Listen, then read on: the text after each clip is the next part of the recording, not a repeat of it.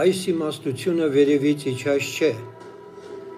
այլ երկրավոր, շնչավոր և դիվական։ Հակոբոս առաքյալի թուղթ 3-րդ գլուխ 15-րդ խոսք։ Հակոբոսը մեզ ներկայացնում է, որ գոյություն ունի երկրավոր, շնչավոր և դիվական իմաստություններ։ Երկու շաբաթ առաջ անոնսել էինք, որ հուլիսի 30-ին, այսինքն այսօրը 21:00-ին պետք է խոսենք շատ կարևոր մի թեմայի շուրջ։ Այսպես է ասում զորացտերը. մի լսեք ձեզ համար մարգարեացող մարգարեների խոսքերին, նրանք ձեզ խաբում են, նրանք իրենց սրտի տեսիլքն են տեսնում, նրանք դարտակ տեսիլք և սուտ գուշակություն են տեսնում, որ ասում են Տերն է ասում, թեև Տերը նրանց չէ ուղարկել և հույս են տալիս, թե խոսքը պիտի կատարվի։ Եզեկիել 13:23։ Մենք խոստացել էինք, որ պետք է խոսենք մի թեմայի շուրջ, որը մեղմ ասած ոչ ինտելեկտուալ հասարակության համար դժվար ընկալելի կլինի։ Եվ մենք խոսելու ենք հասարակության այն շերտի համար, ովքեր որոշակիորեն հետաքրքրված են թե հոգևոր կյանքով և թե նաև գիտության այնպիսի ոլորտների մեջ են գործում կամ հետաքրքրված են այդ ոլորտներով, որտեղ խոսում են այսպես կոչված կլինիկական մահերի և այլ մոլորակային քաղաքակրթությունների և առհասարակ անտեսանելի աշխարհի հետ հաղորդ լինելու վերաբերյալ ամենազանազան տեղեկություններն են համացանցում տարածում։ Ավետարանական թևը ներկայացնող, հոգեգալստական թևը ներկայացնող շատ հավատացյալների մեջ տարածված մի թյուր կարծիք կա, որ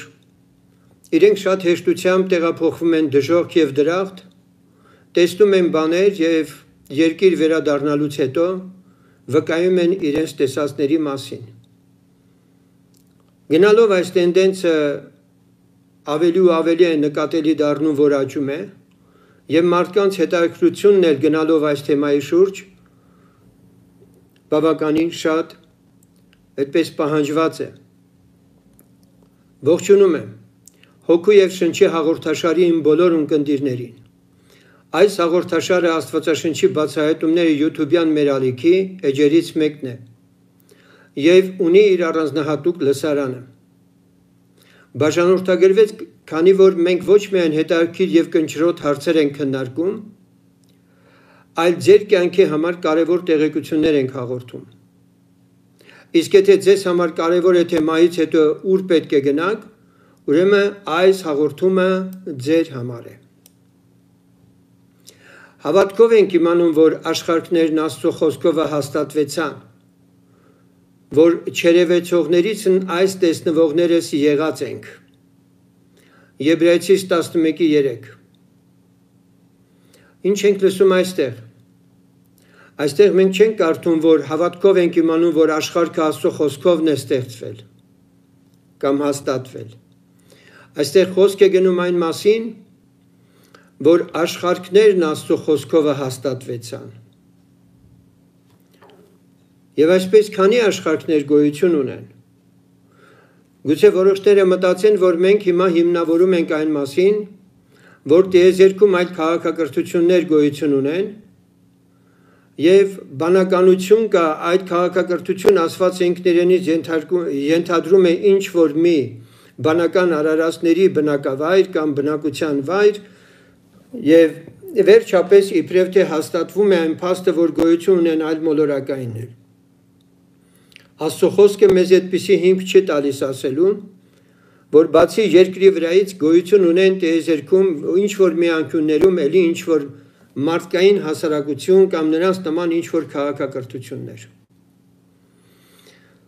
Սակայն մյուս կողմից պետք է այս հարցի լուծումը մենք այսօր տանք, թե ինչ է նշանակում, որ աշխարհքներն Աստծո խոսքով հաստատվեցան։ Այո, ճիշտ է, որ հունարեն աշխարհքներ այս բառը ինքն իր մեջ պարունակում է նաև մի այնպիսի վայրեր, որտեղ բնակություն կա, բայց թե ինչպիսի բնակություն, ում համար է այդ բնակությունը, ովքեր են դրանց բնակիչները, մենք պետք չէ որ պատկերացնենք այնպես, ինչպես նյութական աշխարհում ունենք ինչ որ պատկերացնելու ընկալունակության մեր շրջանակները։ Եփեսացիս 6-րդ գլխի 12-րդ խոսքում կարդում ենք, որովհետև մեր պատերազմը արյունի եւ մարմնի հետ չէ, այլ իշխանությունների եւ պետությունների հետ, այս աշխարհի խավարի աշխարհակալների հետ, այն չար հոգիների հետ, որ երկնավորների մեջ են։ Ես չգիտեմ, թե քանի անգամ եք լսել այսպիսի քարոզներ կամ քանի անգամ եք այս տողերը լսել ձեր բեմերից, քարոզիչներից, ես խոսքս ուղղում եմ հավատացյալներին, սակայն ես դեռևս չեմ լսել որևէ մեկի մեկնությունը այս համարի վերաբերյալ, որպեսզի կարողանա բացատրել, արդյոք ինքն առնչվել է այդ իշխանությունների, պետությունների հետ, մանավանդ, որ այստեղ գրված է, որ մենք պատերազմ ունենք իրենց հետ, նաև այս աշխարհի աշխարհակալների հետ, այն չար հոգիների հետ այստեղ գրված է երկնավորների մեջ, բայց ուղիղ թարգմանությունը պետք է լինի երկնքի տակ եղած չար հոգիների հետ։ Ահա թե ում հետ է հոգևոր մարդու հավատացյալի պատերազմը։ Ես չգիտեմ, թե դու արդյոք այս 4 ուժերի հետ դու բախվել ես, դու նրանց հետ շփվել ես կամ նրանց հետ ունեցել ես որևէ առնչություն, թե չէ։ Սակայն հստակ մենք կարդում ենք, որ օդի իշխան կոչվածը, որ Սուրբ Գիրքն ասում է, որ Սատանան այս աշխարհի աստվածն է համարվում, նա ուրիշ աշխարհներից որևէ մեկի աստվածը չի համարվում, այլ այս աշխարհի աստվածն է համարվում։ Եվ օդի իշխան գոյություն ունի եւ մարդիկ օդի իշխանի իշխանության տակ են գտնվում եւ բնության բարգության որդիներ են։ Ընկած հրեշտակը Սատանան ինքը 4 կարգի զորություններ է ստեղծել երկրից մինչև երկինք, որպեսզի երկրի վրա դժվարացնի բոլոր այն հավատացյալների հաղորդակցությունը Աստծո հետ, որոնք իսկապես ուզում են կապ ունենալ Արարչի հետ։ Դանիել մարգարեն, երբ որ 21 օր ծոմի մեջ էր, Գաբրիելը երբ որ իրեն այցի եկավ, նա ասաց, որ այդ օրերի ընթացքում երկնքում նրա դեմ դուրս եկավ Պարսից իշխանը։ Եվ Գաբրիել իշխանը, որովհետև ավետաբեր հրեշտակապետ էր, նա իր զորու չէր այդ ուժի դեմ դուրս գալ, նա իր ձեռքին սուր չունի, բայց Միքայել հրեշտակապետը, ինչպես Գաբրիելը Դանիելին վկայում է, ասում է նա օգնեց ինձ, ձեր իշխան Միքայելը ինձ օգնեց։ Եվ այո, մենք տեսնում ենք, որ Գաբրիելն իջնում է եւ Դանիելին սկսում է բացատրել, թե ինչ է տեղի ունենալու ապագայում։ Այս օրինակից մենք հասկանում ենք, որպեսզի Աստված մարդկությանը այցելի, Աստված մարդկությանը որևէ ապագայի վերաբերյալ տեղեկություն, ինֆորմացիա հաղորդի, անհրաժեշտ է, որպեսզի երկրի վրայից հրավեր լինի, երկրի վրայից աղաղակ լինի, երկրի վրայից կարիք լինի, իսկ Դանիելը քննել էր գրքերից եւ իմացել էր, որ Երեմիա մարգարեությունը կատարվել է։ 70 տարի նրանք գերության մեջ, այդ ժամանակահատվածն արդեն Երեմիա մարգարեության մեջ ինչպես գրված էր, արդեն ավարտել էին եւ մոտենում էր նրանց Պարսից իշխանության այդ լծի տակից ազատագրվելու պահը, երբ պիտի ետ վերադառնային Հրեաստան։ Եվ Դանիելը հասկացավ, որ ծոմի մեջ պիտի մտնի եւ ինքը ծոմով Տիրոջ առաջ իր անձը խոնարհեցրեց եւ Գաբրիել հրեշտակը երկնքից կարելի ասել գործողվեց երկիր։ Բայց նրա ճանապարհին մենք տեսնում ենք ինչպիսի կատաղի պայքար գնաց եւ Պարսից իշխանը նրան արգելք էր կարծես երկնքում։ Այո, կարող ենք ասել, որ այս 4 կարգի հակառակորդի արգելքները, որ ինքն ունի, պետք էր հաղթահարվեր եւ նոր Գաբրիելը իջնել երկիր։ Իշխանություններ, պետություններ, աշխարհի խավարի աշխարհակալներ եւ երկնքի տակ եղած չար ոգիներ։ Եկեք նորից հիմա ետ վերադառնանք եւ Եբրայեցից 11:3-ը նորից կարդանք։ Հավատքով ենք իմանում, որ աշխարհներն Աստծո խոսքով հաստատվեցան, որ չերևեցողներիցն այս տեսնվողներս եղած ենք։ Համարձակ կարելի է ասել, որ երկրագնդի վրա եղած քարտեզը, աշխարհագրական քարտեզը իր պետություններով, իշխանություններով ընդամենը պրոյեկտումն է հոգևոր աշխարհից։ Ինչ ենք ուզում ասել։ Ինչպես որ հիմա երկրի վրա կան իշխանություններ, պետություններ, աշխարհի խավարի աշխարհակալներ, ինչու՞ չէ նաև չար ոգիներ այս երկրի վրա, նույնպես մենք տեսնում ենք, որ երկրի վրայից մինչև երկինք այս տարածության մեջ առաջի երկնքի մասին է խոսքը, որովհետև սատանան անկում է ապրել երրորդ երկնքից եւ հիմա նա միայն առաջին երկնքում է։ Առաջ անցնելով ասեմ, որ 7 երկինք գոյություն չունի, 7-րդ երկինք, որ ասում են գոյություն չունի։ Աստծո խոսքը մեզ ներկայացնում է, որ գոյություն ունի միայն 3 երկինք։ Երրորդ երկնքում է, որ Աստծո ներկայությունն է իր երկնային բնակիչներով։ Նրանք, ովքեր որ 7-րդ երկնքի մասին խոսեն, թող իմանան, որ իրենք սխալ են խոսում, ճիշտ չեն քարոզում կամ ճիշտ տեղեկություն չունեն։ Եվ այսպես գոյություն ունի երկրի վրայից մինչև առաջին երկնքի վերին շերտը, հաստատության վերևի հատվածը, ինչպես Ծննդոց գրքում կարդում ենք, որ հաստատության վերևի ջրեր եւ հաստատության ներքևի ջրեր եւ դրանց մեջտեղը հաստատություն։ Այս հաստատության մեջ, որ նաև Ծննդոց գրքում անդունդա կոչվում, որտեղ Աստված արարեց երկիրը եւ նրա բնակիչները, հակառակորդը ունի իշխանություններ, պետություններ, աշխարհի խավարի աշխարհակալներ, չար հոգիներ երկնքի տակ եղած։ Ես չեմ թվարկի հերթով, թե դրանք երկրագնդի վրա ինչպիսի պրոյեկտում ունեն։ Մթնոլորտի մեջ սրանք գոյություն ունեն եւ ամեն մի երկիր, հատկապես աշխարհակալները ունեն իրենց հրեշտակները։ Եվ նրանցով կառավարվում է երկրի վրայի իշխանությունները, պետությունները եւ ամբողջ քաղաքական երկրային ամբողջ process-ները ղեկավարվում են հենց այդ կենտրոններից։ Անտեսանելի աշխարհի մասին այս հաղորդումը, որ ես ուզում եմ ձեզ մատուցել, այս թեմայով հաղորդման գաղափարը նոր չէ։ Դեռևս 2010 թվականին հեղինակելով նրանք ուրիշ միտք ունեն գիրքը, այս գրքի երկրորդ գլխի մեջ բավական ծավալուն կերպով անդրադարձել ենք այն կողմնային աշխարհի մասին եւ որոշակի տեղեկություններ ենք տվել, ցանկության դեպքում գրեք, ես կուղարկեմ այս գրքից, ովքեր որ ցանկություն ունեն, որտեղ մենք խոսել ենք այսպես կոչված այլմոլորակային մարդկանց առևանգելու ընկած հրեշտակի խաղերի բժշկության հետ կապված կլինիկական մահերի քրիստոնյաների մեջ հոգևոր աշխարհում ընդունված ամենազանազան վկայությունների մասին։ Հակիրճ ասենք, այսպիսի հապաման կհանդիպեք չթո, որը նշանակում է չբացահայտված թռչող օբյեկտներ։ Թեպետ դրանք գիտության եւ հասարակության կողմից համարվում են չբացահայտված, սակայն դրանց հեղինակները Աստծուն ճշմարտապես ճանաչած մարդկանց կողմից բացահայտված են, որպես ընկած հրեշտակների, եւ այս մասին բավական հանգամանալի խոսել է Վեն Դեման անունով հեղինակը, որը փոքրիկ բրոշուրով շատ տարիներ առաջ է գրել, այսպիսի վերնագրով մի աշխատություն ունի գրած, ընկած հրեշտակի խաղեր։ Այդ գրքի մեջ ինքը բացահայտում է որոշ այլմոլորակային ուֆոլոգների միֆը եւ ցույց տալիս դրանց հոգեվոր ծագումը, այլ կերպ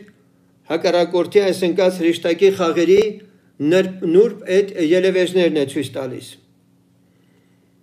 Բնականաբար նրանց նպատակը բազմազան եղանակներով երկրի բնակիչներին խաբելը, մոլորեցնելը եւ եթե հնարավոր լինել Աստծո ընտրյալներին էլ իրենց դիրքից գցելն էր։ Զարմանալի չէ, որ երկնքի տակ եղած չար ոգիները կարողանան նույնիսկ նյութականանալու պատրանքներ ստեղծել։ Ասեմ ձեզ, որ այո, հակառակորդը կարող է նաև նյութականանալ։ Դեռ մենք մեր այսօրվա հանդիպման ժամանակ բավական խոսենք նրա գործելավոճի մասին, իսկ հիմա ուզում եմ, որ հերթականությամբ մենք առաջ շարժվենք։ Եվ այսպես նկատի ունենալով, որ համացանցում այս թեմաները լայնորեն տարածում են գտել եւ մոլորվողների բանակը գնալով մեծանում է եւ հատկապես չես կարող անտարբեր մնալ, երբ որ անհեթեթ վկայություններով հավատացյալների, որոնք վկայում են ինչպես են իբրև թե կլինիկական մահեր տարել եւ հանդիպել են երկնքում Հայր Աստծուն, Որդուն եւ այլն, շփվել իրանց հետ, խոսել նրանց հետ եւ եկել ու վկայում են թե ինչեր են պատմում, ասենք իրենց այդ հանդիպումներից, դրանց մասին երկար կարելի է խոսել, բայց դա չի մեր նպատակը։ Մենք դրանք բոլորը կհամախմբենք առանձին խմբերի եւ կփորձենք դրանց բացատրությունը տալ։ Մարդիկ շարունակում են վկայել անտեսանելի աշխարհի հետ իրենց ունեցած կոնտակտների եւ երկնային էակների հետ հանդիպման մասին։ Անմտություն կլինի, եթե ասեմ, որ դրանց յուրաքանչյուրին մենք պետք է իրապես անդրադառնանք հատ-առհատ, այլապես մենք ժամանակ չենք ունենա մեր եզրահանգումներն ու համոզմունքները կիսենք ձեր հետ։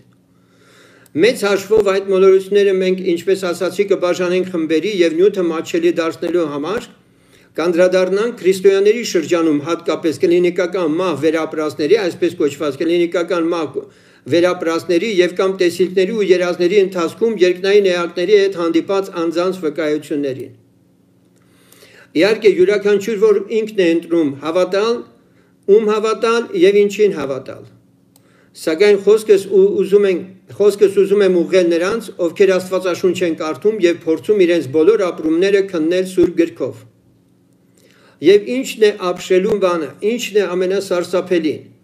որ բազմահազարանոց լսարան ունեցող այդ հույները, երբ որ առաջ են քաշում այդպիսի վկայություն անողներին կամ մարգարեացողներին, նստածներից ոչ մեկը Աստվածաշունչ չի սերտում, չի քննում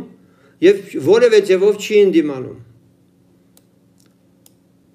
Աստվածաշունչը անտեսանելի աշխարհի մասին բազմաթիվ տեղեկություններ է պարունակում։ Եվ շատ ավելի, եւ իմիջիալոց ասեմ, որ մեր անտեսանելի, այս մեր շրջապատող անտեսանելի աշխարհը շատ ավելի խիտ է, քան նյութական աշխարհը։ Ասացինք, որ մի քանի աշխարհներ գոյություն ունեն եւ հպանցիկ այստեղ միայն հիշեցնեմ, որ ինչպես կարդում ենք, Աստծո խոսքը մեզ ասում է, որ Տեր Հիսուսին պիտի երկրպագենք թե երկնքում, թե երկրի վրա եւ թե երկրի տակ։ Երկնքում, երկրի վրա, երկրի տակ, այդպես է Սուրբ Գիրքը մեզ ասում, բոլորը պիտի խոստովանեն ու դավանեն, որ Հիսուսը Տեր է։ Ուրեմն, ինչպես ասացի, անտեսանելի աշխարհի մասին, այո, բազմաթիվ տեղեկություններ է պարունակում Աստվածաշունչը, ինչպես բարի կերպարների, Աստծո սպասավորների, օրինակ հրեշտակների այցելությունները, այնպես էլ սատանայի չար ուժերի ներկայացուցիչների մասին է խոսվում։ Վերջապես, երբ Հակոբոս առաքյալն նշում է, որ կա երկրային, շնչավոր եւ դիվական իմաստություն, դա նշանակում է, որ դրանց ազդեցությունը մարդկանց վրա ողջ աշխարհով մեկ տարածված է։ Նորից եմ կրկնում. երկրային, շնչավոր եւ դիվական իմաստություն։ Հովհաննեսն իր թղթում ասում է, որ մենք քննենք հոգիները, արդյոք Աստվածանից են։ Եթե մեկը հոգևոր արթուն կյանք է ապրում, նա կարող է քննել եւ հասկանալ, որն է երկրավոր, որն է շնչավոր եւ որն է դիվական իմաստությունը։ Ցավոք սրտի այսօր հոգեգաստական թևը ներկայացնող, Սուրբ Հոգով մկրտված, ավետարանական թևը ներկայացնող եկեղեցիները Սուրբ Հոգու առաջնորդության այնպիսի վարդապետություն չունեն, որ այցելուները, հավատացյալները կարողանան զանազանել քարոզիչների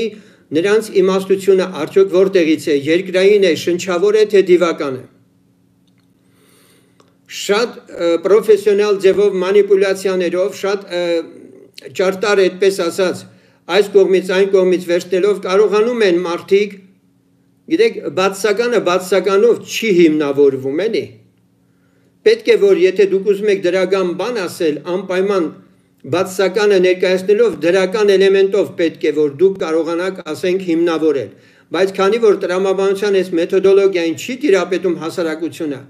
ապա նրանց հեշտ է լինում խաբել եւ մարդիկ խաբվում են, այդպիսի շատ բազմաթիվ քարոզներ կան, որ երբ որ անալիզի ես ենթարկում, դու հասկանում ես թե ինչ է անում քարոզիչը։ Քանի որ մարդկանց ետևում կանգնած ուժերը անտեսանելի են, եւ մարդը ինքը չի կարող տեսնել, հետեւաբար հավաստի միակ աղբյուրը դրանց մասին կարելի է իրապես ընդունել Աստվածաշունչը, այսինքն մենք Աստվածաշնչով միայն կարող ենք,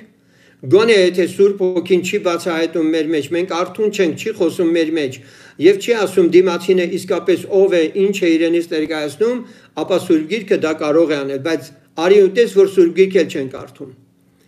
Չնայած որ աշխարհի բոլոր կրոններն էլ անտեսանելի արարածների մասին խոսում են, մարդիկ հաճախ պատմում են զանազան դիվական ուժերի ներգործությունների մասին, որոնց հանդիպում են իրենց տներում, հատկապես Ռուսաստանում հայտնի են դամավոներ կոչվածները։ Դուք չեք կարող մերժել, որ դրանք գոյություն չունեն, այսինքն ոչ թե ես ասում եմ այդ բառով ինչ որ մի հատ էակներ, որ գոյություն ունեն, այլ չար ուժեր, որոնք իսկապես այդ տան մեջ իրոք բնակություն են հաստատել եւ իրենք խաղեր են խաղում բնակիչների հետ։ Սակայն գերազանցապես պիղծ ոգիները գերադասում են լինել գերեզմաններում, ավերակներում, անտառներում, անապատներում եւ այնպիսի տեղերում, որոնք մարդկանց աչքից հաճախ հեռու են։ Անտեսանելի երկրի վրա եղած գոյությունները, ես այսպես եմ անվանում, չասելու համար կյանքերը բազմազան են։ Ուրեմն անտեսանելի երկրի վրա եղած գոյությունները, տեսեք, ես դեռ երկրի վրա եմ ասում, որովհետև կան նաև երկնքում եղած գոյություններ։ Ուրեմն գոյություն ունեն անտեսանելի արարածներ, գոյություններ, չասենք կյանքեր, որոնք չշփոթվենք, նրանք բազմազան են։ Նրանք, ովքեր Հովհաննես Թումանյանի Լոռեցի Սակո ստեղծագործությունը սոսկ ժողովրդական սնոտիապաշտության ու տգիտության արգասիք են համարում, չարաչար սխալվում են։ Չարքերը եւ քաչքերը, ինչպես ժողովրդի մեջ անվանվում են, դրանք իրական են եւ գոյություն ունեն։ Հաճախ մարդիկ ասում են դրանք երևակայության արտահայտումներ են կամ հիվանդ երևակայության այդպես արտահայտումներ են։ Ապա ինչ կասեք, եթե Աստվածաշունչը դրանց մասին վկայի։ Սատանայի ամենամեծ հաղթաթուղթը տգետ հավատացյալների համար այն է, որ նա նախ իր գոյության փաստն է եւ նրա գործունեության ոլորտներն է փորձում կոծկել եւ խաբել ու ասել իբրև թե դրանք չկան։ Եվ ինչ եք կարծում, Աստվածաշնչում միթե կան այդպիսի անտեսանելի աշխարհին վերաբերող, ինչպես քիչ առաջ լսեցինք, հնարավոր է զավեշտի հասնի որոշների համար այն ինչ որ պիտի ասենք, բայց երբևէ դուք Սուրբ Գրքում կարդացել եք այսպիսի բառեր, ուրվականներ, ճիվաղներ, դևեր կարդացել եք, դիվահարություն կարդացել եք, գիտեք, քաչքեր, դյուցազուններ։ Ինչ եք կարծում, այս բառերը հենց այնպես պատահաբար օգտագործված բառեր են, թե իրականում գոյություն ունեցող էակներ են, որոնց մասին պետք է որ տեղեկություն էլ ունենանք։ Ուրվականներ, ավելին, այծամարդեր, մենք դեռ սրանց կանդրադառնանք, բայց ես այստեղ ուզում եմ մի փոքրիկ հավելում անել իմ խոսքի մեջ, ավելացնել այն ինչը որ շատերիդ համար ժողովրդի մեջ ընդունված լեքսիկոնում օգտագործվող բառեր են, կփորձեմ հիմա մի բառի մեկնությունը տալ ձեզ եւ զգուշացնել դրանից։ Այսպես օրինակ։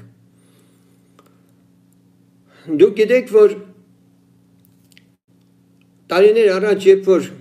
այս վերջերս կորոնան ի հայտ եկավ, տարբեր անուններ ստացավ այդ վարակը,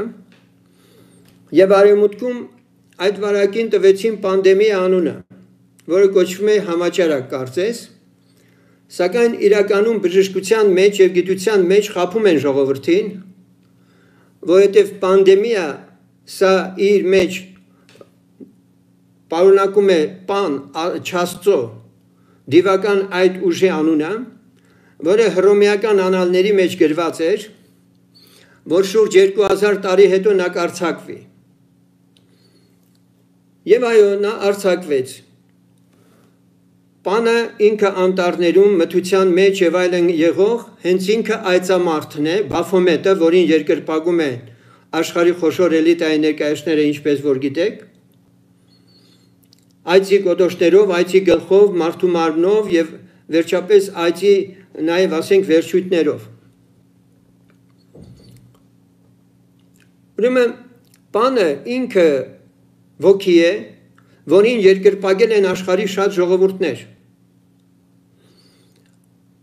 Ընդդեմ նաև Հարեմտյան Հայաստանում եւ Արևելյան Հայաստանում էլ Գարթմանի շրջանում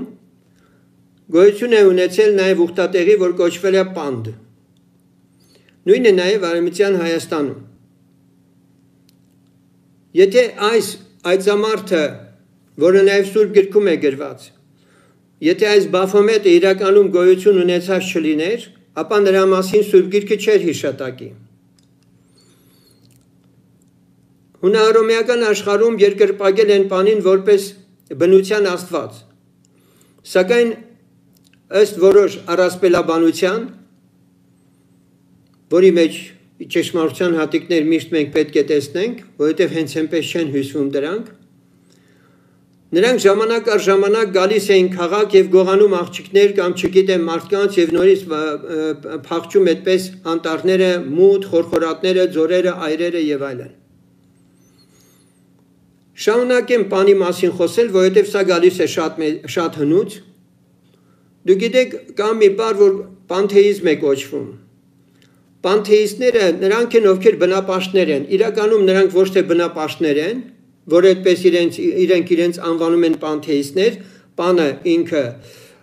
Չաստծո, այդ Չաստվածի անունն է, Թեո նշանակում է Աստված։ Պանթեիստ իրենք չեն էլ հասկանում, որ ըստ էության Պանին երկրպագողներ են։ Եթե բնության երկրպագողներ են, ապա բնության վրա իշխողը Պանն է եւ իրենք պանթեիստներ իրենց անվանելով, իրենք ըստ էության խոստովանում են, որ երկրպագում են հենց Պանին։ Նրանք ոչ թե բնապաշտներ են, այլ Պանին երկրպագողներ են։ Մեկ բառել ունենք Պանով սկսվող, որ ձեզանից շատերը երբ որ սուքի տուն են գնում, որևէ մեկի սուքը կիսելու համար, ասում են գնում ենք Պանիխիդայի։ Իրականում այդ բառը չպետք է օգտագործել։ Պանիխիդա բառը դա նշանակում է դարձյալ գնալ, չար ոգու, այդպես չար ոգուն տուրք տալու։ Ժամանակին ասենք այդ Պանիխիդա բառը օգտագործվել է Պանի նկատմամբ ունեցած մարդկանց երկրպագության հարգանքի տուրք մատուցելուն։ Մահացածների հոգիների եւ այլի հետ շփվելու եւ այլի համար է եղել։ Եվ մարդիկ այսօր այդ Պանիխիդա բառը ելի օգտագործում են։ Այսքանը Պանի վերաբերյալ, բայց դեռ մենք շարունակենք եւ Սուրբ Գրքից ցույց կտանք ուրվականների, ճիվաղների եւ այլի մասին խոսելիս մենք խոսենք նրանց գործառույթների մասին եւ թե ինչով են այս ամենը պայմանավորված մեր բուն թեմայի հետ, կլինիկական մահ կոչվածի հետ կամ երկնային տիեզերական այդ ճամփորդների, տուրիստների պատմածների հետ, մենք դեռ դրան կանդրադառնանք։ Սակայն ես ուզում եմ մինչև այս ամենին անդրադառնալը մի հատ մենք Աստվածաշնչին դարձյալ նայելով փորձենք հին ուխտից անտեսանելի աշխարհի եւ մարդու հետ հարաբերակցության պատմություններին անդրադառնալ։ Որովհետեւ մենք ուզում ենք այսօր ֆունդամենտալ այս ճշմարտությունը մինչև վերջ ընկալել։ Հոգին դուրս է գալիս, ներս է գալիս, ինչ է տեղի ունենում մարդու հետ, իրականում ինքը իսկապես հաղորդ է լինում նրանց հետ, որոնց մասին խոսում է եւ այլն եւ այլն։ Ասեմ ձեզ, որ գիտությունը չունի վերջնական պատասխան, իսկ հոգևոր աշխարհը մոլորված է։ Եվ սա միայն իմ տեսակետը չէ, այլ սա բոլոր գրեթե այս թեման շոշափողների բոլորը միակարծիք են, որ գիտությունը չունի հստակ բացատրություն այս հարցին, իսկ հոգևոր աշխարհն էլ ինքը մոլորված է, շփոթված է։ Այսպիսով եկեք հարցերը բաժանենք խմբերի։ Կան արդյոք վկայություններ Աստվածաշնչից, որ մարդիկ կարող են հանդիպել Աստծուն։ Համար առաջի հարցը. արդյոք մարդիկ կարող են հանդիպել Աստծուն երկնային էակների հետ, մեռածների հետ։ Երկրորդ. կան արդյոք վկայություններ դրախտ եւ դժոխք գնացածների, նույն Աստվածաշնչից պիտի իմանանք։ Երրորդ. Արդյոք իրական է, որ մարդիկ Հիսուս Քրիստոսին են տեսնում։ Ամենից առաջ ուզում եմ հիշեցնել, որ եբրայերեն թուղթը, եբրայեցիներին ուղված թուղթը մեզ պարզ վկայում է այն մասին, որ Աստված շատ մասերով եւ շատ կերպերով խոսել է հայրերի հետ մարգարեների միջոցով։ Այս վերջին օրերում խոսել է մեր հետ Հիսուս Քրիստոսի միջոցով։ Եվ այսպես Աստված այսօր չկա մի բան, որ ասած չլինի իր խոսքի մեջ, որ ամփոփել է նաև վերջում Հովհաննես առաքյալին ասելով, որ ավելացնելու եւ պակասեցնելու ոչինչ չկա։ Ամբողջ ինչ որ պետք է որ մարդկությանը հաղորդվեր, կա մեր առջև է։ Ուրեմն չկա մի մաս Աստծո կամքի, որ հաղորդած չլինի Աստված, միաժամանակ այլևս կերպերով չէ, որ խոսում է, որովհետև մենք քիչ առաջ լսեցինք, որ նաև Աստված խոսել է շատ կերպերով։ Այսօր Աստված շատ կերպերով չի խոսում։ Այսօր Աստված խոսում է իր որդով։ Սակայն եկեք այնուամենայնիվ անդրադառնանք սկզբում հին ուխտին եւ փորձենք մարդու այսպես կոչված այն աշխարհի հետ ունեցած կոնտակտների մասին վկայություններ փնտրենք։ Որովհետև խոսեցինք այս վերջին օրերից, որ Հիսուսով այլևս մասերով ու կերպերով չի խոսում, սակայն հին ուխտում մենք դրանք տեսնում ենք, որ կա։ Ես փորձում եմ ձեր գրառումները այսօր հասկանալ ինչի մասին է, բայց թույլ տվեք հետո անդրադառնալ այդ ամենին։ Եվ այսպես հին ուխտում Ադամի մինչ մեղանչելու ժամանակահատվածը Աստված իջնում էր Եդեմական պարտեզ, հաղորդակցվում էր իր ստեղծագործության մարդու հետ։ Հասկանալի է, որ իջնել նշանակում է ինչ որ կերպ մարդուն հասկանալի ձևով է, որ նա իջնում է եւ մարդը հասկանում է, թե ում հետ է ինքը շփվում, իր արարչի հետ է շփվում ինքը։ Ադամի մեղանչելուց հետո նման բան չենք տեսնում։ Ադամից հետո Ենովքին հաջողվում է Տիրոջը հաճեցնել եւ մարդ չի տեսնում, Աստված հափշտակում է նրան։ Ծննդոց 12-րդ գլխից Աբրամի կանչվելով մենք իմանում ենք, որ Աստված Աբրամին արդեն ծանոթ է եղել, թեպետ այդ մասին ոչ մի տեղեկություն չկա։ Աստծո Աբրահամի հետ հաղորդակցության սկիզբը միայն սրանով է բնութագրվում, որ Աստված ասում է Ադամին, ներողություն Աբրամին, դուրս արի քո երկրից եւ նա դուրս է գալիս։ Աբրամը մարգարե է, նա լսում է Տիրոջ ձայնը, նա տեսիլքով, Ծննդոց 15:1-ում ենք կարդում, որ Աբրահամը տեսիլքով ինքը ստացավ խոսքը, թե տեսիլքի մեջ ով հայտնվեց իրան, ինչ խոսեց իր հետ, նկարագրություն չկա։ Խնդրեմ, կարդանք 15:1։ Այս բաներից հետո տեսիլքում Եհովայի խոսքը Աբրամին եղավ ասելով։ Եվ իմիջիալոց ես պիտի ասեմ մի շատ կարևոր բան։ Ողջ մարգարեությունները, որտեղ մենք կարդում ենք, եւ Տիրոջ խոսքը եղավ Եզեկիելին, եւ Տիրոջ խոսքը եղավ Երեմիային, եւ Տիրոջ խոսքը եղավ այսինչին, մենք չենք հասկանում, որ ընդամենը մարգարեն ձայն էր լսում, ինչպես որ այսօր մարգարեները, որ մարգարեանում են, իրենց մտքից եղածները խոսում են, բայց տակավին դեռևս քննություն, երբ որ քննություն ենք անում, մենք տեսնում ենք, որ հստակ սուրբգրային մոտիվացիայով չէ, որ ինչ որ բաներ իրենք լսում են։ Գերազանցապես իրենց մտքին ինչ գալիս է, իրենք դա են խոսում։ Նորից եմ կրկնում, իրենց մտքին, իրենց ականջով, ձայնով երբեք չեն լսում երկնքից խոսողին, կամ այն ինչ որ իրենք տեսիլք են անվանում, այդ տեսիլքի մեջ հստակ նկարագրով չեն կարող սուրբգրային հիմքով ցույց տալ, գոնե ես իմ շրջապատում եղած մարգարեացողների մասին եմ խոսում։ Թեպետ ես ռեալ եւ իրական մի քանի մարգարեական ծառայություններ տեսել եմ սուրբգրային հիմքով եւ ինձ համար էլ մարգարեացել են եւ հստակ է եղել եւ դա սուրբգրային է եղել։ Այնպես որ ես մեկն եմ, որ ուղի եւ ճշմարիտ մարգարեական ծառայություններ իմ կյանքում մի քանի անգամ, երևի մի 6-7 անգամ իմ կյանքում ես վայելել եմ Տիրոջ խոսքը անձամբ իրոք մարգարեի շուրթերից հնչած։ Սակայն այստեղ ես ուզում եմ ասել, որ Տիրոջ խոսքը եղավ ասելով, խոսքը ասելով, ուշադրություն դարձրեք, խոսքը ասելով, Տիրոջ խոսքը Հիսուս Քրիստոսն է։ Հետևաբար, երբ որ Տեր Հիսուսն ասում է ձեր հայր Աբրահամ իմ օրերից մեկը տեսավ եւ ուրախացավ, եւ Մովսեսի կողքին էլ պտտում էր նրա աչը, նրա բազուկը, Եսայի 53-ն ասում է ում հայտնվեց այդ բազուկը, մատաղատունկի պես դուրս եկավ, դա հենց Հիսուս Քրիստոսն էր Մովսեսի աչ կողմին նստած, որ Մովսեսը երբ որ դատավարություն էր վարում, ինքը լսում էր Հիսուսին եւ դատը անմիջապես ինքը վարում էր։ Նույնպես գրված է, որ այդ վեմը Հիսուսն էր նրանց մեջ, որ գնում էր։ Եվ ամբողջ հին ուխտում մենք տեսնում ենք, որ Տեր Հիսուս Քրիստոսը Տիրոջ խոսքն է եւ գրված է Եհովայի խոսքը Աբրահամին եղավ։ Ուրեմն նշանակում է այցի է գալիս Հիսուս Քրիստոսը եւ խոսում է։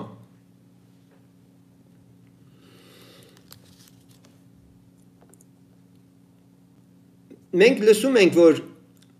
Աբրահամը լսում է Աստծո ձայնը, սակայն երբ Սոդոմը եւ Գոմորը Աստված կործանելու համար ուղարկեց իր հրեշտակներին, խնդրում եմ այստեղ ուշադիր լսեք, Աստված ասել էր, որ իջնենք ու տեսնենք Սոդոմացիների եւ Գոմորացիների կենցաղվարությունը, նրանց մեղքերի պես արդյոք է ձայնը, որ հասնում է մեզ։ Աբրահամը նստած է ծառի տակ եւ տեսնում է իր առջև 3 մարդ։ Աբրահամը կլինիկական մահ չի տանում, Աբրահամը արդեն մի վիճակում է, աչքերը բարձրացնում է եւ հանկարծ տեսնում է իր առջև 3 մարդ։ Նրանցից մեկը Տերն է։ Եվ այս Տերը ինչպիսի տեսք ունի, սովորական մարդ է, սովորական ճամփորդ է։ Աստված մարդ չէ, բայց դրանցից մեկը գրված է, որ Տերը հենց ինքն էր, ում կերպարանքով, մարդու կերպարանքով։ Ծննդոց 18:1 Արդյոք Աստված կամ Տերը բացակայեց երկնքից, երբ որ իջավ երկիր, աբսուրդ է ընդհանրապես անմտություն է, երբ որ հատկապես Շուլերը այդ Խրուստալի եկեղեցու Ամերիկայում այդ սուտ քարոզիչը TBN-ով, երբ որ ինքը Բենի Հինի հետ խոսում է եւ ասում է երկին գնացի, հորը տեսա, որդին էլ են լավ տղա էր Հիսուսը, հարցրեցի Սուրբ Հոգին ուրա, ասեցին չես իմանում, որ Սուրբ Հոգին Պենտեկոստի օրվանից մինչեւ հիմա երկրի վրա է, այստեղ չի։ Եվ այս աբսուրդը աշխարհում մեկ տարածվել է, ու մարդիկ ընդունում են, որ Աստծո երրորդությունը բաժանվել է եւ Սուրբ Հոգին երկրի վրա է, երկնքում չի։ Ասում եմ ձեզ, անգամ Տեր Հիսուսի մարդացումը երկրի վրա չի նշանակել իր բացակայություն երկնքից, սա ոնց ուզում եք հասկացեք, որովհետև աստվածային երրորդությունը նյութապես տարածաչափական իմաստով հնարավոր չէ բաժանել, սա մարդկային մտքին անհասանելի է։ Եվ այն, որ Սուրբ Գիրքն ասում է, որ կտեսնեք մարդու որդին հոր աջ կողմը նստած, չի ասում Աստծո որդին, այլ գրված է մարդու որդին, որովհետև աստվածային երրորդությունը ամեն ուր է, իսկ գործառույթով իմ ու քո համար է, որ Հիսուսը տեսանելի եկել է աշխարհ մարմնով։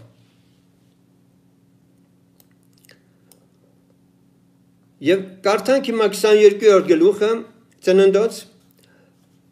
10-17 խոսքերը։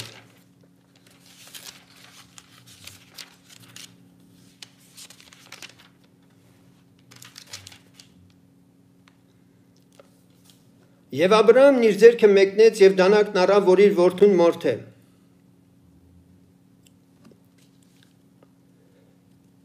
Ուշադրություն դարձրեք։ Շատ կարևոր տեղ եմ կարդում, որը վրիպել եք շատ շատեր հետ ու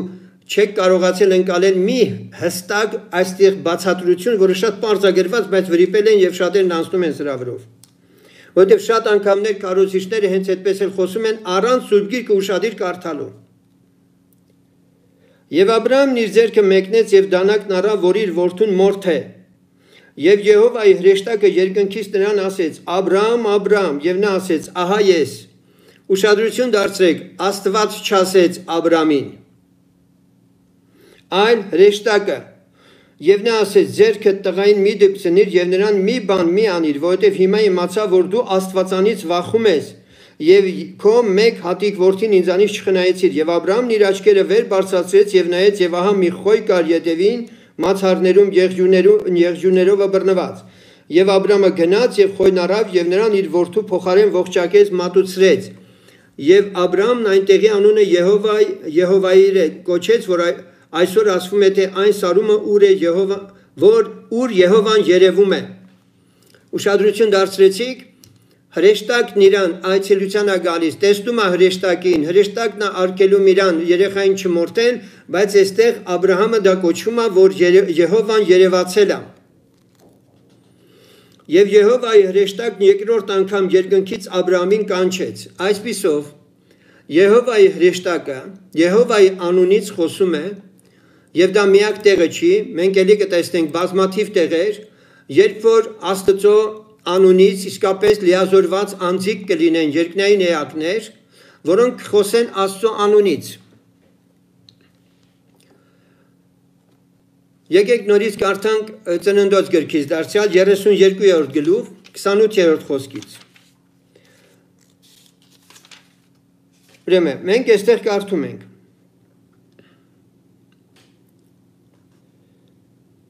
Ու 24-ից եւ Հակոբը մինակ մնաց եւ մի մարդ գոտեմարտում էր նրա հետ մինչեւ արշալույսի ծագելը։ Ով էր գոտեմարտում Հակոբի հետ? Մի մարդ։ Եվ տեսավ, որ չկարողացավ նրան հաղթել, նրա գոտի ամոլաջիլին դպավ եւ Հակոբի զստի ամոլաջիլը թուլացավ նրա գոտեմարտած ժամանակը եւ նա ասեց. թող տուր ինձ, որովհետեւ արշալույսը ծագեց։ Եվ Հակոբն ասեց. չեմ թողիլ քեզ միջև որ ինձ չորտնես եւ նա ասեց նրան. ինչ է անունդ? Նա էլ ասեց Հակոբ է եւ նա ասեց. այլևս քո անունը Հակոբ չասվի, այլ Իսրայել, որովհետեւ Աստծո հետ եւ մարդկանց հետ մարտնչեցիր եւ հաղթեցիր։ Մենք այստեղ տեսնում ենք Հակոբը մարտնչում է մարդու հետ եւ հետո պարզվում է, որ սա հրեշտակ է եւ այդ հրեշտակը ասում է թող տուր ինձ, որ ես գնամ, բայց անմիջապես մենք տեսնում ենք, որ Հակոբը փորձում է դարձյալ օրհնության վերաբերյալ իր խնդրանքով, ինչպես նաեւ մարգարեության մեջ գրված է, որ նա այստեղ գրված է, որ հաղթեց, բայց ոնց հաղթեց, այնտեղ գրված է շատ լաց եղավ։ Այստեղ ուժի զորբայության խնդիրը չի, այլ շատ լաց լինելը, որը շարժում է Աստծո սիրտը։ Դուք Սուրբ Գրքում կկարդաք ու կտեսնեք զղջման արցունքները երբեք բացառությամբ, որ Եսավը արցունքներով խնդրեց չստացավ, մենք տեսնում ենք Եզեկիայի օրինակով շատ տեղերում, որ Տերն ասում է, «Էստես է այդ արցունքները»։ Ինչևէ, այս անելանելի վիճակում Հակոբը ուրիշ բան չուներ, քան մարտնչեր եւ իր սրտի աղաղակը, լացը, ողբը ստիպում է Աստծուն եւ սրանով է երևում Հակոբի հաղթելը, որ իրոք այս հրեշտակը նրա անունը փոխում է եւ նրա անունը իսկապես Իսրայել է դրվում եւ հետո մնացածն արդեն գիտեք Հակոբի կյանքից։ Այսպիսով, այս հրեշտակը ասում է, որ Հակոբը մարտնչել է Աստծո հետ եւ մարդկանց հետ, բայց իր ֆիզիկական ներկայությունը մարտնչելու տվյալ դեպքում մի մարդու հետ էր, որը հրեշտակն էր, բայց նա լիազորված էր Աստծո ներկայացուցիչը լինել Հակոբի առջև։ Ուստի ես ուզում եմ, որպեսզի այս ամենը լսելով դուք միշտ հասկանաք, որ Աստված հաճախ հրեշտակների միջոցով լիազորված այդ անձերի միջոցով է հանդիպում եւ ոչ անձամբ հենց ինքը իր փառքի մեջ, որովհետեւ Աստծուն, ես դա այս հայտնությունն էլ պիտի ասեմ ձեզ, Սուրբ Գիրքն ասում է, որ ոչ ոք չի տեսել եւ չի էլ կարող տեսնել։ Եվ միաժամանակ գրված է, որ անմերձենալի լույսի մեջ է, անմերձենալի դա նշանակում է նույնիսկ քերոբեներն ու սերոբեները չեն կարող մերձենալ։ Եվ դա ինձ ուրախացնում է, որ Աստված անմերձենալի լույսի մեջ է։ Դա շատ է ուրախացնում ինձ։ Մենք ելից երրորդ գլուխ գնանք եւ այստեղ էլ փորձենք հասկանալ, թե Մովսեսը իրապես ում հետ էր հանդիպել, ում հետ էր ինքը խոսում։ Ուրեմն այստեղ լսում ենք, որ Եհովայի հրեշտակը կրակի բոցով երևցավ նրան մորենու միջից, եւ նա տեսավ, որ ահա մորենին կրակով վառվում էր, բայց մորենին չէր սպառվում։ Մովսեսն ասեց. «Մեկ դառնամ տեսնեմ այս մեծ տեսիլքը, թե ինչու համար մորենին չի արվում»։ Եվ Եհովան տեսավ, որ նա դարձավ տեսնելու, եւ Աստված մորենու միջից կանչեց նրան եւ ասեց. «Մովսես, Մովսես», եւ նա ասեց. «Ահա ես»։ Ինչպես հասկանանք, Աստծո խոսքն ասում է. «Եվ Եհովայի հրեշտակը կրակի բոցով երևցավ նրան մորենու միջից»։ Բայց ով է խոսում Մովսեսի հետ։ Մենք կարդում ենք, որ Եհովան տեսավ, որ նա դարձավ տեսնելու եւ Աստված մորենու միջից կանչեց նրան եւ ասեց. «Մովսես, Մովսես», եւ շարունակությունը դուք գիտեք արդեն։ Հիմա այդ մորենու, այդ կրակի մեջ եւ հրեշտակներ եւ Աստված իհարկե ոչ։ Այդ հրեշտակը լիազորված էր Աստծո անունից, այդ հրեշտակն են փողներ հանդիսանում, որով Աստված խոսում էր Մովսեսի հետ։ Ահա շատ կերպերից մեկը։ Աստված շատ կերպերով եւ շատ մասերով խոսել է մարգարեների հետ, մարգարեների միջոցով մեր հայրերի հետ ինչպես քիչ առաջ լսեցինք։ Հրեշտակն իջել է մոյնու մեջ անձամբ, եթե մենք ֆիզիկապես ենք փորձում գոնե պատկերացնել, գոնե այդպես հոգևոր աշխարհում նա գոյություն ունի հրեշտակը որպես առանձին սուբյեկտ, բայց այս անոթի միջոցով Աստված խոսում է Մովսեսի հետ։ Եվ այստեղ տեսնում ենք առաջի դեմքով է խոսում։ Ուրիշ դեպքում մենք տեսնում ենք Եհովան իջավ ամպի սյունովը եւ խորանի դրանը կանգնեց եւ Ահարոնին եւ Մարիամին կանչեց։ Եհովան ամպի սյունով իջավ, կերպերից մեկը։ Եվ երկուսն էլ դուրս եկան եւ ասեց. հիմա իմ խոսքը լսեցեք, եթե ձեզանից մեկը մարգարե լինի, ես Եհովաս, ուրեմն այդ ամպի միջից էր խոսում, ավելին։ Ես առաջ անցնելով ասեմ, որ գրվածն ասում է, որ կրակի միջից երբ որ խոսեց, Տերը ինքն ասում, ոչ մի կերպարանք չտեսակ, 10 պատվիրանները երբ որ տվեց ինքը լերան վրա Մովսեսին, ասեց, որ ոչ արուի, ոչ էքի նմանությամբ չերկրպագես, ոչ մի կերպարանք չտեսար, միայն լսեցիր այդ ահռելի, այդ դղրդյունների միջից Աստծո ձայնը, դու միայն ձայն լսեցիր։ Եվ այստեղ Տերն ասում է, որ ես Եհովաս, ուրեմն կճանաչեցնեմ նրան, ով որ մարգարե է, երազով, տեսիլքով, բայց այնպես չէ իմ ծառա Մովսեսը, որին բոլոր տան մեջ հավատարիմ է, նրա հետ բերան եմ խոսում եւ հայտնապես ոչ թե առակով եւ նա Եհովայի կերպարանքը տեսնում է։ Մովսեսը Եհովայի կերպարանքը տեսնում է։ Ինչպես է տեսնում։ Ինչպես է տեսնում Մովսեսը Եհովայի կերպարանքը։ Քիչ առաջ ասեցինք նրա աջ կողմին շրջում էր բազուկը Տիրոջ։ Եվ ինքը նույն, եթե դուք ուշադիր սերտեք այդ համարները, ապա դուք կտեսնեք, որ Աստծո խոսքում նոր գտակարանում բազմաթիվ տեղերում հղումներ, երբ որ կատարվում է հին ուխտին, Տեր Հիսուսի վերաբերյալ հին ուխտում Եհովա է գրված։ Այս դեպքում մենք տեսնում ենք, որ Տեր Հիսուսն էլ է լիազորված հորանունից խոսելու։ Մենք մորմենու կրակի միջից տեսանք հրեշտակը խոսում է Աստծո անունից լիազորված, մենք Մովսեսի աջ կողմին տեսնում ենք Հիսուսը գնալիս, որը նույնպես լիազորված է հոր անունից խոսելու։ Եվ Եհովայի կերպարանքը տվյալ դեպքում Տեր Հիսուսն էր, որին տեսնում էր ինքը, որովհետև այդպես նոր գտականում գրված է, որ նա Աստծո էության բուն նկարագիրն է, էությունն է Տեր Հիսուսի մասին։ Եվ նաև ասում է. ինչու չվախեցիք իմ ծառա Մովսեսի դեմ խոսելու։ Այսինքն դու Ահարոն, դու Մարիամ, երազ ու տեսիք, եթե տեսնում եք, եւ հիմա դուրս եք եկել Մովսեսի դեմ,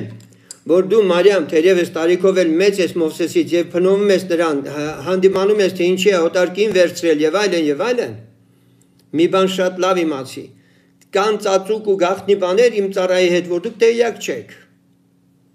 Եվ այսօր էլ շատ հարցերում բաներ կան, որ դուք դեռ տեղյակ չեք։ Ինչպես ենք մենք Աստծո հետ հաղորդակցում, քավլիցի թե մենք որևէ մի պերսոնի հետ սուրբ գրքի համեմատվում ենք։ Բայց այսօր նույն Աստված առավել եւս իր ազավակների հետ խոստացել է եւ այդ խոստմունքը իմ կյանքում եւ շատերի կյանքում դա կատարվում է։ Աստված խոսում է մեր հետ։ Եզեկիել առաջի գլուխ գնանք։ Եվ սկսենք արդեն այնպիսի դրվագներ նայել սուրբ գրքում, որոնք վիզուալ առումով գոնե երևակայերեն ձեզ կարող է ինչ-որ մի բան ասել, կամաց մոտենալով այդ բուն նյութին, թե ինչ է իրականում իրենից ներկայացնում այդ կլինիկական մահը, կոման եւ այլն, եւ այդ ընթացքում մարդկանց հոգիները ուր են գնում, իբրև թե գնում են, ինչ է տեղի ունենում եւ այլն։ Իհարկե, համբերությունը մեզ պետք, որպեսզի այս ամենը մենք կարողանանք քայլ առ քայլ շարժվել առաջ եւ որքան որ կկարողանանք այսօր այս նյութը պետք է որ ձեզ մատուցենք։ Եվ այսպես Եզեկիել մարգարեն բազմաթիվ անգամներ խոսում է այն մասին, թե ինչպիսի կոնտակտ է ունեցել այն կողմնային աշխարհի հետ։ Եվ այս մարգարեն գրեթե ավելի շատ է նկարագրում փաստեր իր կյանքից, ինչպես է ինքը առնչվել երկնային էակների հետ, որը նույնիսկ անտարբեր չի թողել գիտնականներին։ Եվ այսպես առաջի գլուխ 1-2 եղավ 30-րդ տարվա 4-րդ ամսի 5-ին, երբ որ ես գերիների մեջ էի Քոբար գետի մոտ, երկինքը բացվեցավ եւ ես տեսա Աստծո տեսիլքները։ Ես խնդրում եմ ուշադիր լսեք, Աստծուն չտեսավ, Աստծո տեսիլքները տեսավ։ Ինչ Աստված ցանկացավ իրեն ցույց տալ, ինքը դրանք է տեսնում։ Երկրորդ գլխի 1-2 Եվ ինձ ասեց. Մարդի որդի, կանգնիր ոտքերիդ վրա, որ քեզ հետ խոսեմ, եւ հոգին մտավ մեջս, հենց որ նա խոսեց ինձ հետ եւ ինձ կանգնեցրեց ոտներիս վրա, եւ ես լսեցի նրան, որ խոսում էր ինձ հետ։ Սիրելիներ, ամբողջ առաջի գլուխը կարդացեք եւ դրա մեջ գտեք այն տեղը, որ հոգին դուրս էր եկել Եզեկիելից եւ հիմա եկավ մտավ իր մեջ, նման համար չկա։ Հոգին մտավ նրա մեջ, դա նշանակում է այն զորությունը ստացավ, որ ինքը մեռածի պես, որ ընկած էր, իրեն զորություն տրվեց, որ կանգնի, ինչպես որ Դանիելն էլ իր վիճակի չէր Աստծո ռեշտակի առաջ կանգնել եւ ասեց, ես ինչպես կարող եմ կանգնել, իմիջիալոց Աստված չի խոսում ծնկի վրա մարդու հետ, նա կանգնեցնում է, կանգնած է խոսում նրա հետ, եւ ասեց զորացիր, զորացիր, եւ որ նա ասեց զորացիր, ես զորացա եւ այլն, իսկ մինչ այդ ասում է, երբ որ նա հայտնվեց, ասում է իմ ցավերը նորից ինձ վերադարձան։ Սա շատ հետաքրքիր համար է, որը դեռ կարիք ունի ուսումնասիրման։ Դանիելի մասնախոսքը։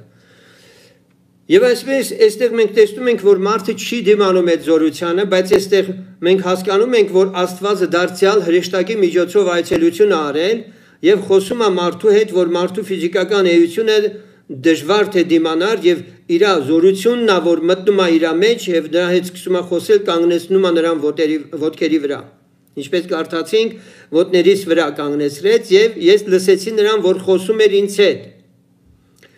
Եվ նա ասեց ինձ. Մարդի որդի, ես քեզ ուղարկում եմ Իսրայելի որդկանց մեջ,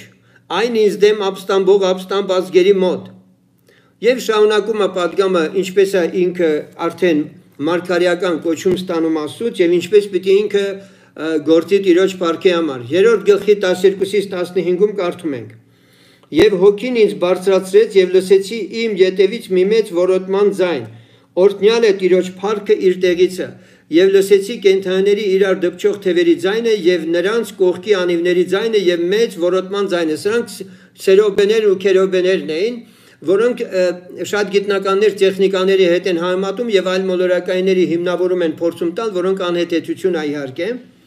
Պարզապես ես այստեղ ուզում եմ նշել, որ ինքը Եզեկիելը երկինք չի գնում, ինքը տեղից տեղափոխվում եւ այդ մասին շատ պարզ է գրված այստեղ, որ ինքը իրականում տեղից տեղ է փոխադրվում։ Եվ հոգին ինձ բարձրացրեց եւ ինձ վեր առավ եւ ես գնում էի դառնապես իմ հոգիի բորբոքումով եւ Տիրոջ ձեռքը ինձ վրա ամուր էր եւ ես Թել Ավիվ եկա գերիների մոտ, որոնք բնակվում էին Քոբար գետի մոտ եւ ուր որ նրանք նստած էին, ես էլ նստեցի այնտեղ 7 օր նրանց մեջ ապշած։ Ինչ է տեղի ունեցել, սա նույնն է ինչ որ Ֆիլիպոսը պահի տակ հափշտակվում է տեղից տեղ եւ հասնում է Երուսաղեմից Գազա իջնող ճանապարհին ներքինուն, որպեսզի ինքը խոսի խոսք եւ նույն ձևով ինքը արդեն գտնվում է մեկ ուրիշ տեղում, Ազովտոսում։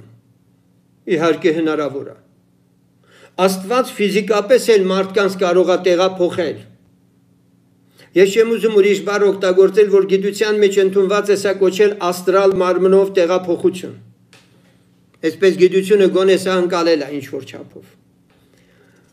Ուրեմն Եզեկիելը տեղափոխվում է, դրանք բոլորը տեղի են ունենում արդեն մի վիճակում, մարդը գիտակցությունը չի կորցնում, մարդը հասկանում է ինքը այստեղ էր, հիմա ուրիշ տեղ է, եւ ավելին 8-րդ գլխի մեջ կարդանք 1-4 Մարմինը չի մնում եւ ինքը հոգով չէ, որ գնում է այս կողմ են կողմ, այլ ֆիզիկապես ինքն իսկապես տեղափոխվում է։ 8-րդ գլուխ 1-4-ը, ուրեմն կարդում ենք. Եղավ որ 6-րդ տարին 6-րդ ամսի 5-ին ես նստած էի տանս եւ Հուդայի ծերերը նստած էին իմ առաջին եւ այնտեղ Տեր Եհովայի ձեռքը ընկավ ինձ վրա։ Եվ մտիկ արի եւ ահա մի կերպարանք կրակի երևույթով նրա երանքի կերպարանքից դեպի ցած կրակ էր եւ նրա երանքից դեպի վեր մի փառավոր կերպարանք հրահալքի տեսքով եւ նա մի ձեռքի նմանություն մեկնեց եւ բռնեց իմ գլխի վարսիցը եւ հոգին վերացրեց ինձ երկրի ու երկնքի մեջ իր հոգին չհելավ այլ իրան վերցրեց այդ վարսերից բռնեց ու տարավ Ուշադրություն դարձրեք, վարսերից բռնեց ու տարավ։ Եվ ինքն այլևս գտնվում էր երկնքի ու երկրի այդպես ասած սահմանագծում եւ հոգին վերացրեց ինձ երկրի ու երկնքի մեջտեղ եւ տարավ ինձ Երուսաղեմ Աստծո տեսիլքներով ներքին դռան մուտքը որ նայում է դեպի հյուսիս ուր որ նստած էր